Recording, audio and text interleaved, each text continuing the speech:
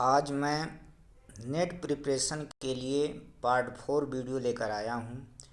आज की जो वीडियो मैं बनाया हूँ, यह वीडियो आपके कई एग्ज़ामों के लिए बेनिफिशियल होगी, जैसे डीएसएसबी, एनबीएस, केबीएस और अदर स्टेट के एग्ज़ाम के लिए भी यह बहुत बेनिफिट होगी, क्योंकि इस वीडियो में कुछ ऐसी टर्मिनोलॉजी मिलेगी जो आप कुछ सुने होंगे, कुछ लोग नहीं सुने होंगे, और बहुत अच्छे से मैं इस आज की वीडियो को एक्सप्लेन करने की कोशिश करूँगा। तो क्वेश्चन नंबर 76 से आज मैं स्टार्ट करता हूँ। ये ज़्यादातर हेल्थ एजुकेशन से रिलेटेड क्वेश्चन है और बहुत सेलेक्टेड क्वेश्चन, अच्छे क्वेश्चन हैं, जिसको मैं आज रिप्रेजेंट करने जा रहा हूँ। तो क्वेश्चन नंबर 76 में विच of the following which health care comprises essentially curative service and provide by the district hospital and community health center। यानी इस क्वेश्चन का कहने का मतलब है कि डिस्ट्रिक्ट हॉस्पिटल और कम्युनिटी हेल्थ सेंटर किस प्रकार का हेल्थ प्रोवाइड कराता है, किस प्रकार का हेल्थ सर्विस प्रोवाइड कराता है। तो इसमें ऑप्शन नंबर बी सही है। Secondary health care district hospital और कम्युनिटी हेल्थ सेंटर प्रोवाइड कराता है। Question number 77 what vitamin has been implicated as a possible treatment for Alzheimer.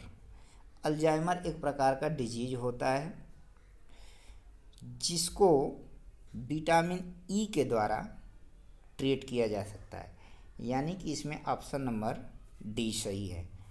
Vitamin E के द्वारा हम अल्जाइमर रोग का ट्रीटमेंट कर सकते हैं।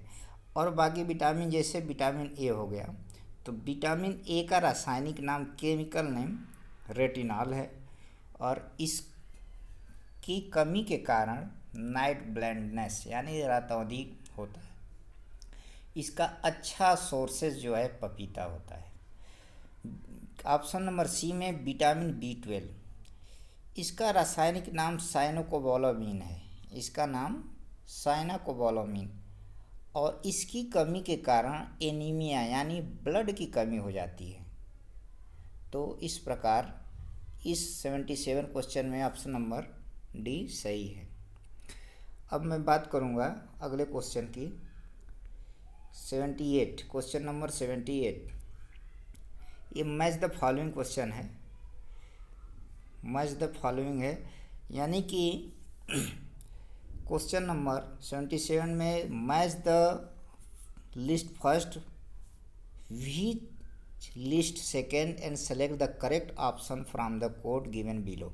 यानी आयरन, जिसमें जो आयरन दिया है, आयरन से आपको मैच करना है कि फॉर्मेशन ऑफ हीमोग्लोबिन का ही फॉर्मेशन होता है आयरन से। आयोडीन, क्वेश्चन ऑप्शन 4 में iodine proper thyroid function,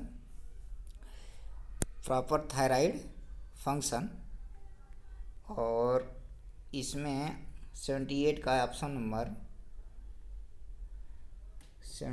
option number D सही है। यानी कि ऑप्शन नंबर डी, यानी कि आयरन का फॉर्मेशन हीमोग्लोबिन और सोडियम का formation function of nervous system, और पोटेशियम का डेवलपमेंट स्ट्रांग बोन्स, और आयोडीन प्रॉपर थायराइड फंक्शन। तो इसमें ऑप्शन नंबर डी सही है। अब क्वेश्चन नंबर 79 की बात करते हैं। क्वेश्चन नंबर 79 की बात करते हैं। विच of the following is not हेलुसिनोजेनिक। हेलुसिनोजेनिक एक टर्म है, यानी कि ये औषधि है। हेलुसिनोजेनिक एक उत्तेजक औषधि का नाम दिया गया है, उत्तेजक औषधि। यानी कि जो हमारे स्टिमुलेंट हमको एक्साइट कर देती है। तो इसमें ऑप्शन नंबर ए है cannabis, option number B MDMA, C LSD और डी एंटीबायोटिक्स।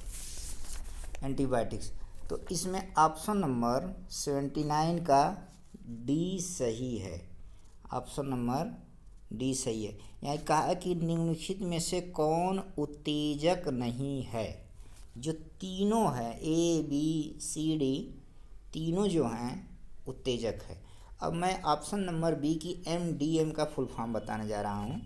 M का मतलब होता है मेथाइलेन, मेथाइलेने डाइऑक्सी मेथा एम्फेटामाइन, मेथाइलेने डाइऑक्सी मेथा एम्फेटामाइन।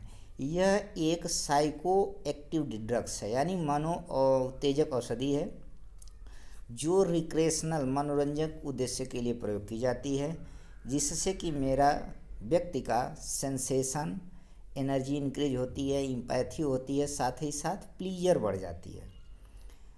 अब ऑप्शन नंबर सी जो है इसमें LSD इसका फुल फॉर्म है लिसर्जिक एसिड डाईएथिलेमाइड, लिसर्जिक एसिड डाईएथिलेमाइड। इसके सेवन से साइकोलॉजिकल प्रभाव पड़ता है, जिससे व्यक्ति अपना संतुलन खो देता है, आसपास के वातावरण से बिल्कुल अलग हो जाता है, यानी कि उसकी मानसिक स्थिति बदल जाती है। वह ऐसी बातों को सोचने लगता है जिससे उसके वास्तविक जीवन से कोई लेना देना नहीं होता, और इसे इंजेक्शन के द्वारा यूज किया जाता है। अब question number 80 what does NPP standard for, यानी कि NPP का फुल फॉर्म क्या है। तो इसमें ऑप्शन नंबर डी सही है, नेशनल पॉपुलेशन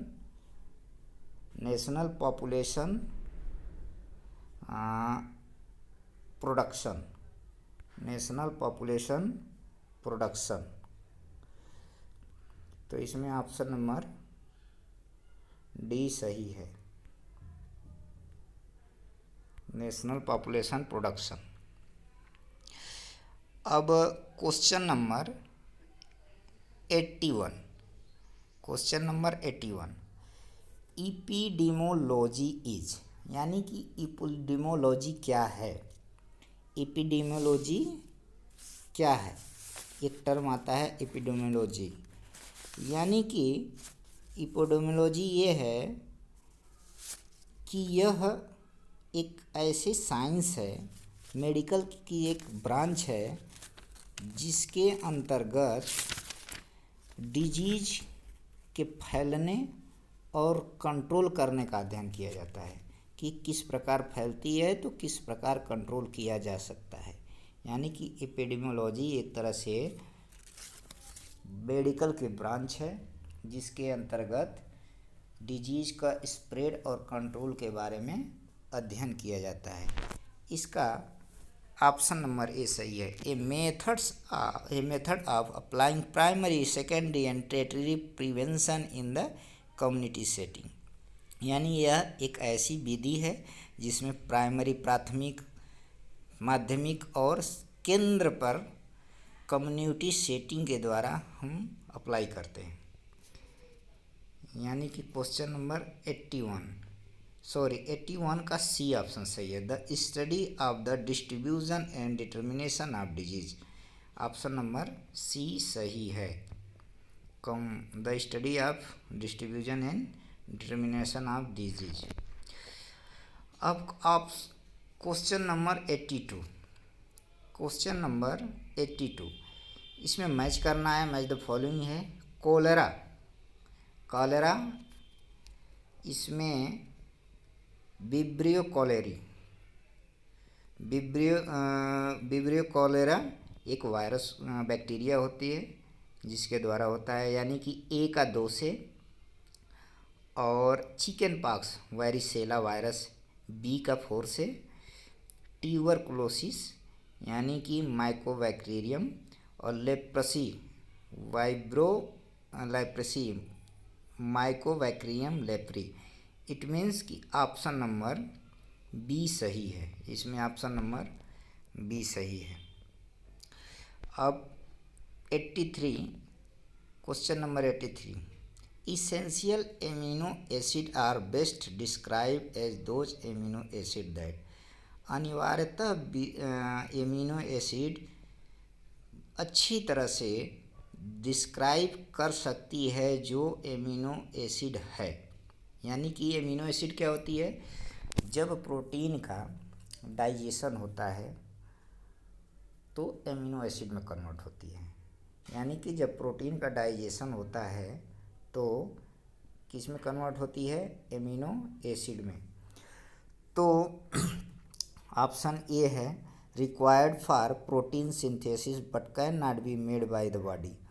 यानी कि required for protein synthesis, protein के सिंथेसिस के लिए ज़रूरत होती है लेकिन यह शरीर के द्वारा नहीं बनती, शरीर के द्वारा नहीं बनती। दूसरा option number B, naturally occurring substance that function in fighting infection. Naturally occurring substance, यह प्राकृतिक रूप से एक पदार्थ है जो इन्फेक्शन से लड़ने के लिए कार्य करता है, ये भी नहीं है। Important component of carbohydrate, fat and protein, ये भी नहीं है। High energy nutrients that promote growth and development. तो इसमें ऑप्शन नंबर 83 का ए सही है, ऑप्शन नंबर ए सही है। अब हम आते हैं क्वेश्चन नंबर 84, क्वेश्चन नंबर 84 पे। A reduce body weight, reduce body weight, a morbid fear of fat, a morbid fear of fat, an obsession with food and an abnormally body image। यानी कि body weight को घटाना और body weight को घटाना और fat और मृत्यु से डर लगना, रोग से डर लगना तथा मनोग्रसित, यानी कि यह एक साइकोलॉजिकल बीमारी है जो शरीर को अपने गलत इमेज में, बैड इमेज में देखती है। यानी कि कहने का सेंस ये है कि यह एक ईटिंग डिसऑर्डर है जिसमें व्यक्ति सोचता है कि मैं मोटा हो रहा हूँ, पतला हो रहा हूँ। तो इसमें कौन सा सही है, ऑप्शन नंबर 84 का B, option number question number 84 का बी, एनोरेक्सिया नर्वोसा। यानी कि ये दो ईटिंग डिसऑर्डर है। एनोरेक्सिया नर्वोसा 12th की बुक में CBSE में दिया है कि व्यक्ति अपना डाइटिंग करता है वेट कम करने के लिए, कम खाता है। बुलिमिया नर्वोसा, जिसमें वह वेट को बढ़ाना चाहता है, ज़्यादा से ज़्यादा खाता है। तो ये bulimia nervosa, option number D, bulimia nervosa. अब आते हैं हम question number 85, which one general statement below best characterize women health status. निम्नलिखित में से कौन सा कथन औरतों के हेल्थ के स्टेटस की विशेषता है। ये क्वेश्चन जो है JSSC TGT में आ चुका है, यह 2016 JSSC TGT में आ चुका है। Women live longer, option number A है, women live longer than men but experience more illness. मतलब कि कहा है कि क्वेश्चन की औरतें ज़्यादा दिन तक और पुरुषों की अपेक्षा जीती हैं लेकिन ज़्यादा बीमार रहती हैं। दूसरा, women live longer then man and experience less illness. यानी कि औरतें पुरुष से ज़्यादा जिंदा रहती हैं लेकिन कम बीमार होती हैं। तीसरा ऑप्शन है women live longer then man and report less illness. यानी कि औरतें पुरुषों की अपेक्षा ज़्यादा दिन तक जीवित रहती हैं लेकिन इलनेस माइल्ड होती, कम होती हैं। चौथा है मेन लिव लॉन्गर, पुरुष औरतों की अपेक्षा अधिक जीते हैं, लेकिन वोमेन रिपोर्ट लेस इलनेस, लेकिन औरतें कम बीमार होती हैं। तो इसमें ऑप्शन नंबर ए सही है, 85 का A, women live longer than men but experience more illness. अब question number 86, diuretic are generally use by athlete of power sports in order. यानी डायूरेटिक, यूरिक, यानी कि आप लोग समझ रहे होंगे यूरिन से रिलेटेड है। डायूरेटिक एक ड्रग्स है जो अधिक से अधिक शरीर की वाटर को बाहर निकालने में काम करता है, और ये हमेशा यूज वेट लॉस करने के लिए और डोपिंग को रिड्यूस करने के लिए करते हैं। तो इसमें ऑप्शन नंबर बी सही है। इसमें ऑप्शन लॉस बॉडी वेट। अब ऑप्शन नंबर जो सी है, इंक्रीज मसल स्ट्रेंथ, तो इसमें एक ड्रग्स आता है एनाबॉलिक स्टेरॉयड का अगर आप यूज करते हैं तो मसल स्ट्रेंथ डेवलप होती है। Question number 87, little league elbow is the term related, यानी स्मॉल लीग एल्बो शब्द संबंधित है।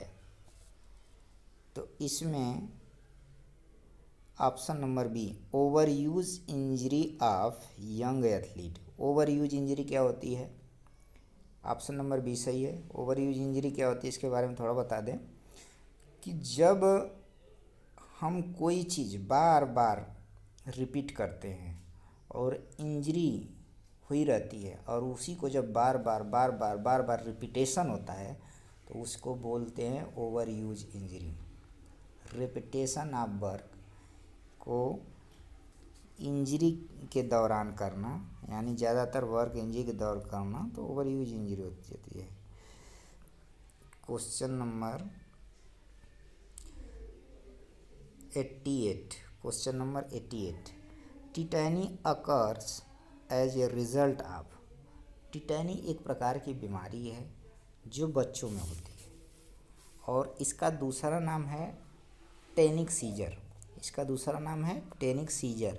यह एक मेडिकल साइन होता है जो इनवॉलेंट्री मसल्स कॉन्ट्रैक्शन के द्वारा होता है, और इसमें इलेक्ट्रोलाइट, यानी कि जो हमें इम्पल्सेस आते हैं एक्शन पोटेंशियल के थ्रू, वो इलेक्ट्रोलाइट इम्बैलेंस हो जाता है और हाइपोकैल्सीमिया हो जाती है। यानी हाइपोकैल्सीमिया शब्द शरीर में कैल्शियम की मात्रा कमी हो जाना, तो उसको बोलते हैं हाइपोकैल्सीमिया।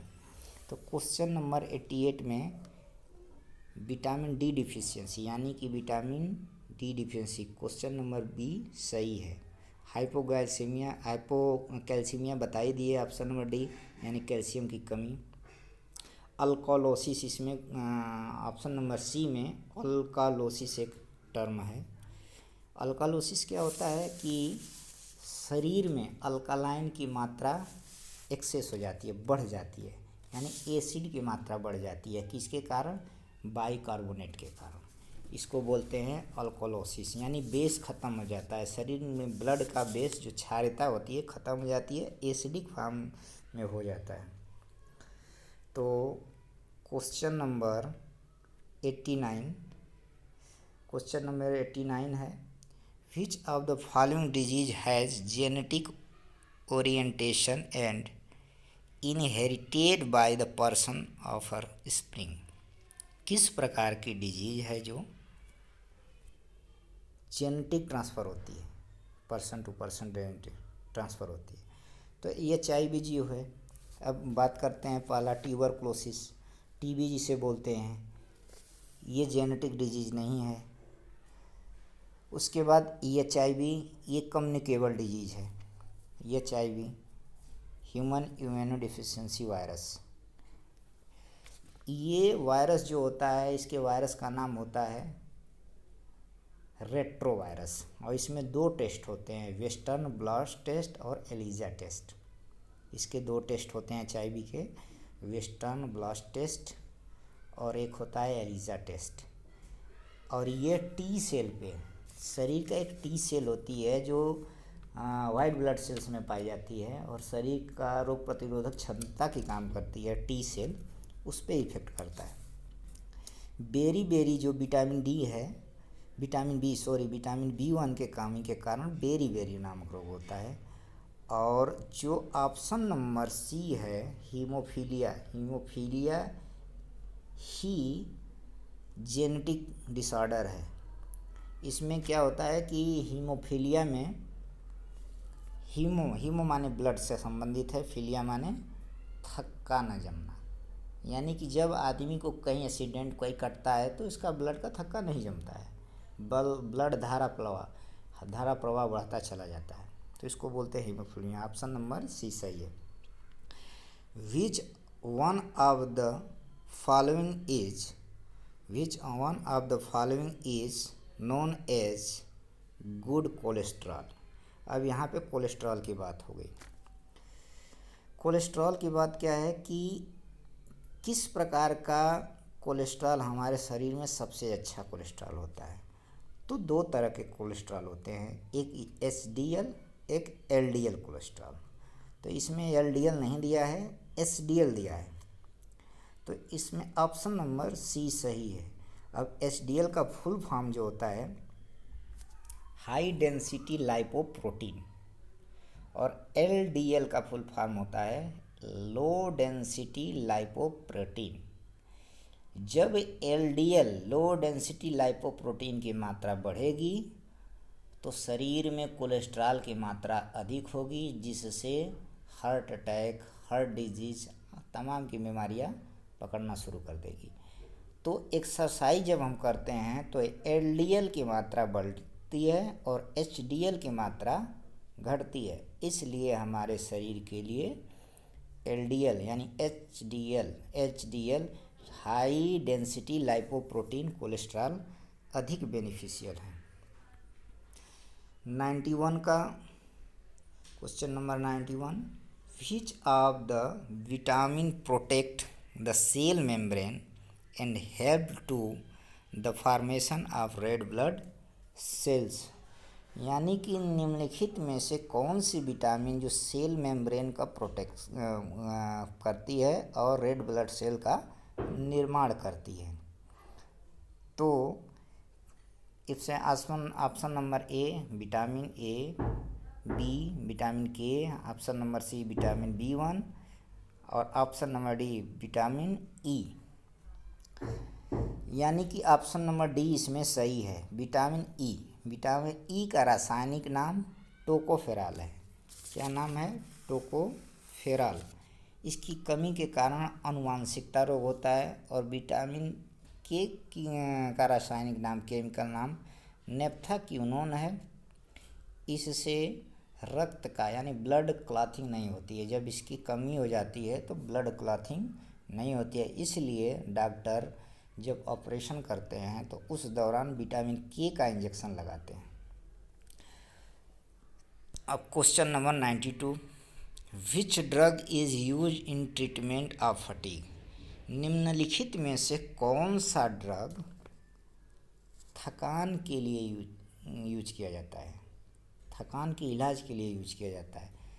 तो इसमें ऑप्शन नंबर सी सही है, एस्पेरेटिक एसिड साल्ट। आप फील करिए कि जब आप कभी एक्सरसाइज करते हैं तो loss of water and salt जब शरीर से ज़्यादा निकल जाता है तो आप थकान महसूस करते हैं, और जब वही ग्लूकोज की मात्रा आप अपने शरीर में नींबू और नमक डालकर पी लेते हैं तो फिर से एनर्जेटिक फील करते हैं। तो थकान दूर करने के लिए एस्पेरेटिक एसिड साल्ट की ज़रूरत होती है। इसमें ऑप्शन नंबर ए जो है एम्फेटामाइंस है। यह एक तरह से उत्तेजक ड्रग्स है जो सीधे डायरेक्ट नर्वस सिस्टम पे इम्पेक्ट करता है। और ऑप्शन नंबर बी में कोकेन है। कोकेन एक सेडेटिव यानी कि एक नशीला पदार्थ है। ये भी सेंट्रल नर्वस सिस्टम पे ही प्रभाव डालता है और एनाबॉलिक स्टेरॉयड ये मसल्स बिल्ड करने का काम करती है, स्ट्रेंथ डेवलप करती है। Question number 93, chemical name of vitamin B2। तो मैं कुछ विटामिनों का, जैसे विटामिन बी कॉम्प्लेक्स का ट्रिक कभी बताऊंगा याद करने का सीधा तरीका, लेकिन आज इसमें थोड़ा सा एक्सप्लेन कर देते हैं। विटामिन बी का रासायनिक नाम रिबोफ्लेविन है और विटामिन B3 का रासायनिक नाम, यानी ऑप्शन नंबर डी में, नियासिन और tocopherol, vitamin E, thiamine, vitamin B1। तो इसमें ऑप्शन नंबर 93 का बी सही है। मेगाब्लास्टिक anaemia associated with which deficiency, यानी कि मेगाब्लास्टिक एनीमिया एक शब्द है, एनीमिया मतलब रक्त की कमी, और मेगाब्लास्टिक एक शब्द है। जब रेड ब्लड सेल्स का प्रोडक्शन होता है उस दौरान DNA का सिंथेसिस अवरोधक होना ही मेगाब्लास्टिक कहते हैं। यानी कि रेड ब्लड सेल प्रोडक्शन के दौरान DNA का सिंथेसिस में अवरोधक होना मेगाब्लास्टिक एनीमिया कहलाता है। यह उस दौरान होती है जब सेल डिवीजन होता है, यानी कि सेल का विभाजन होता है। तो इसमें ऑप्शन नंबर बी सही है।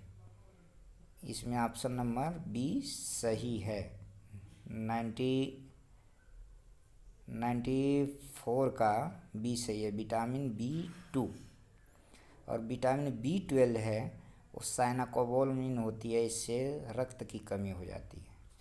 अब 95, question number 95, inhalation of sugar cane dust causes. Sugar cane का मतलब होता है गन्ना। जब गन्ने की डस्ट, जहाँ गन्ने मिल में डस्ट उड़ती है उसकी, अगर आप लेते हैं, इनहेल करते हैं, सांस के द्वारा लेते हैं, तो उसका कौन सा कारण हो सकता है, कौन सी बीमारी हो सकती है? तो इसे बोलते हैं ऑप्शन नंबर बी में बैगासोसिस। अब बैगासोसिस क्या है? बैगासोसिस ऐसी बीमारी है जिसमें लंग्स में छिद्र हो जाते हैं और हाई निमोनिया का रूप ले लेता है, जिसके कारण लंग्स में स्वेलिंग हो जाती है शुगर केन के डस्ट से। और इसमें ऑप्शन नंबर एक सिलिकोसिस शब्द आया। सिलिकोसिस शब्द सिलिका कणों और टूटे पत्थरों की धूल की वजह से सिलिकोसिस होता है। यानी कि जो पत्थर क्रैकर होते हैं, सिलिकॉन के कण होते हैं, डस्ट होती हैं, तो इन डस्टों के कारण जो बीमारी हमारे लंग्स में उपस्थित होती है, मतलब कि क्रिएट होती है, बनती है, उसको बोलते हैं सिलिकोसिस। ऑप्शन नंबर सी में एंथ्राकोसिस एक बीमारी है जो कोल डस्ट यानी कोयले के डस्ट के कारण होती है, ये भी लंग्स की बीमारी है। और बाइसियोनोसिस एक बीमारी है, यह एक रेयर लंग्स डिजीज है।